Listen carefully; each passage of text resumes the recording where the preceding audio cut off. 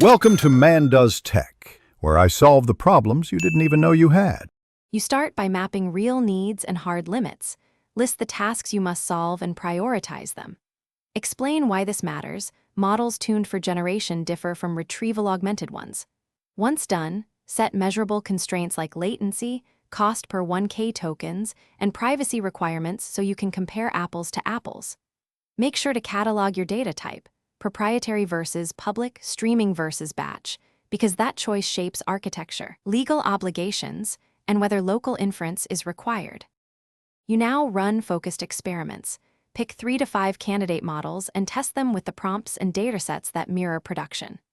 Explain how to measure results. Use accuracy metrics, end-to-end latency, and cost per 1K token estimates, because benchmark scores alone lie. Once you have numbers, evaluate customization needs, fine-tuning versus prompting versus retrieval. Make sure to log failure modes and corner cases. That drives whether you need guardrails, rate limits, or post-processing. You finish by picking the model that best balances accuracy, safety, and cost, then integrate it using SDKs and well-defined APIs. Explain why observability matters. Add logging, latency SLOs, and automated alerts so you detect drift fast. Once integrated, run load and chaos tests and deploy with a /b gating to validate behavior. If things go wrong, use a single troubleshooting tip. Revert to the previous model with feature flags and examine logged failures. Thanks for watching.